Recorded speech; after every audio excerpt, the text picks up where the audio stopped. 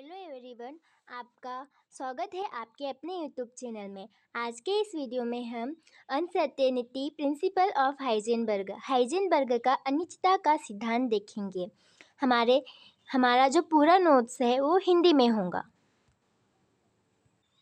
तो दोस्तों, हम देखते हैं हाइजेनबर्ग का अनिश्चितता का सिद्धांत। इसके इंट्रोडक्शन में हम लिखेंगे इलेक्ट्रॉन की तरंगीय प्रकृति, वेव नेचर ऑफ इलेक्ट्रॉन के कारण उनकी सही स्थिति अर्थात पोजीशन तथा संवेग मोमेंटम को एक ही साथ अर्थात एक ही समय पर ठीक ठीक निर्धारण करना संभव नहीं होता है। इसके लिए हाइजेनबर्ग ने सन 1927 में एक थ्योरी का प्रतिपादन किया जिसे अनिश्चितता का सिद्धांत कहते हैं। जैसे कि हमने इसके पहले रदरफोर्ड और बोर का परमाणु मॉडल देखा, जिसमें हमें बताया गया था कि जो इलेक्ट्रॉन होता है वो एक कण है, एक मॉलिक्यूल है। पर ब्रोगली ने हमें बताया था कि जो तरंग की प्रकृति देती प्रकृति होती है, जिसमें तरंग कभी कभी तरंग की भांति जो मॉलिक्यूल होता है वो तरंग की भांति व्यवहार करता है और कभी कभी मॉलिक्यूल की भांति व्यवहार करता है। किसी भी मॉलिक्यूल की सही स्थिति नहीं ज्ञात कर सकते और हम जब कोई भी मॉलिक्यूल अगर जैसे इस तरंग में रहता है या कण में रहता है तो हम उसका संवेग भी एक ही समय पर ठीक ठीक निर्धारित नहीं कर सकते हैं। इसलिए हाइजेनबर्ग नामक वैज्ञानिक ने सन 1927 में एक थ्योरी का प्रतिपादन किया जिसे हम हाइजेनबर्ग का अनिश्चितता का सिद्धांत कहते हैं।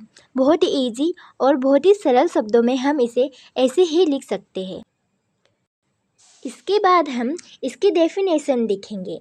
इलेक्ट्रॉन जैसे गतिमान सूक्ष्म कण की स्थिति व संवेग का साथ साथ सही निर्धारण संभव नहीं है।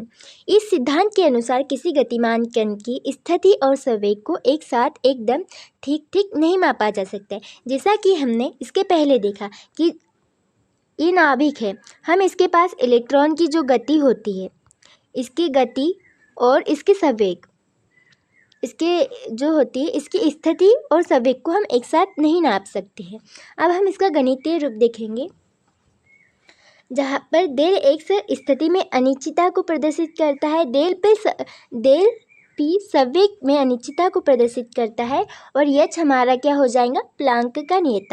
इस चिन्ह का अर्थ है कि डेल एक्स जहाँ पर स्थिति में अनिश्चितता को प्रदर्शित करता है और डेल पी संवेग में अनिश्चितता को प्रदर्शित करता है, इन दोनों के गुणनफल का मान -h/4 से अधिक या बराबर हो सकता है, लेकिन कभी भी कम नहीं हो सकता। यह बहुत ही आईएमपी बात है। और डेल एक्स जो है वो हमेशा अनुक्रमानुपाती होगा 1/डेल के। इसके बाद हम आगे बढ़ते हैं। हाइजेनबर्ग के अनिश्चितता के सिद्धांत को ठीक प्रकार से समझने के लिए कक्षा में घूमते हुए इलेक्ट्रॉन के संवेग तथा स्थिति की समीक्षा करनी चाहिए कि एक कर सकते हैं या नहीं। इस इलेक्ट्रॉन की पोजीशन ज्ञात करने के लिए इस जो इलेक्ट्रॉन है यहाँ पर, इसकी पोजीशन ज्ञात करने के लिए एक ऐसा विशेष प्रकार का सूक्ष्मदर्शी होना चाहिए जिसमें इलेक्ट्रॉन दिखाई दे सके। कोई भी कण तभी, ये थोड़ा गलत हो गया है, कण तभी दिखाई देता है वह अपनी सतह से प्रकाश का परावर्तन करता है।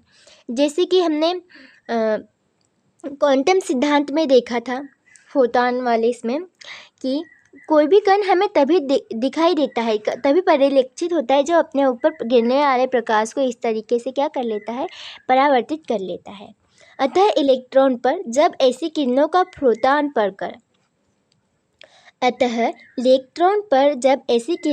फोटॉन पड़कर परिवर्तित होता है जिसमें बहुत ऊर्जा होती है, तो उसकी टक्कर से इलेक्ट्रॉन का संवेग परिवर्तित हो जाता है और संवेग की अनिश्चितता बढ़ जाती है।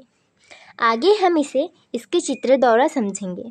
हमने उस स्लाइड में देखा, अब हम इसमें देखते हैं। कहने का तात्पर्य यह है कि किसी निश्चित संवेग से घूमते हुए इलेक्ट्रॉन की स्थिति का सही ज्ञान संभव नहीं है।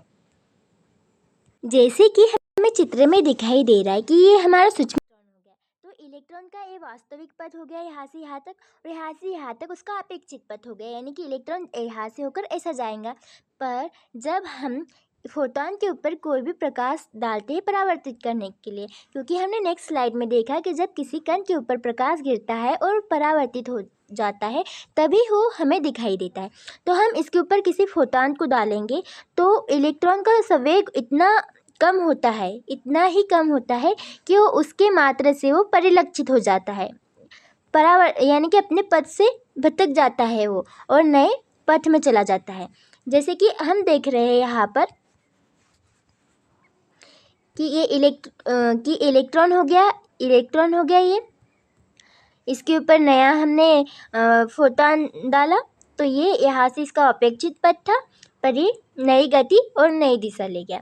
तो कहने का तात्पर्य यह है कि इसका एक निश्चित संवेग से घूमते हुए इलेक्ट्रॉन की स्थिति ज्ञात। यदि किसी कण की स्थिति को सही रूप में परिकलित करना हो तो डेल एक्स को बहुत सूक्ष्म करना पड़ेगा, जो डेल एक्स है। डेल एक्स अर्थात स्थिति में जो अनिश्चितता है उसको बहुत ही सूक्ष्म करना पड़ेगा, जिसमें डेल पी का मान बढ़ जाएगा। जो इसकी स्थिति में अनिश्चितता है उसे हमें बहुत ही छोटा करना पड़ेगा, और उस छोटा करने की वजह से जो डेल पी अर्थात संवेग में अनिश्चितता का मान बढ़ जाएगा, अथवा स्थिति की अनिश्चितता करने पर संवेग की अनिश्चितता बढ़ जाएगी। अर्थात एक को बढ़ाएंगे तो एक कम हो जाएगा और दूसरे को कम करेंगे तो एक ज़्यादा हो जाएगा। इसलिए हम किसी भी कण की या अणु की स्थिति और संवेग एक साथ ज्ञात नहीं कर सकते, क्योंकि अगर हम स्थिति को बढ़ाते हैं तो संवेग घट जाएगा और संवेग को बढ़ाते हैं तो स्थिति घट जाएगी। या मॉलिक्यूल की स्थिति और संवेग को एक साथ नहीं ज्ञात कर सकते, इनका सही से निर्धारण हम एक साथ नहीं कर सकते हैं, क्योंकि किसी अणु की स्थिति को ज्ञात करेंगे, किसी स्थिति को बढ़ाते हैं तो संवेग कम हो जाता है और संवेग को बढ़ाते हैं तो स्थिति कम हो जाती है। अगर एक बढ़ेगा तो एक घटेगा और एक घटेगा तो दूसरा बढ़ जाएगा, इसलिए हम दोनों को एक साथ ज्ञात नहीं कर सकते। आई होप आपको ये टॉपिक समझ में आया होगा। तो मिलते हैं अपने अगले वीडियो में, तब तक के लिए बाय बाय। अगर वीडियो पसंद आया हो और समझ आया हो तो लाइक कीजिए, चैनल को सब्सक्राइब कीजिए। Thank you.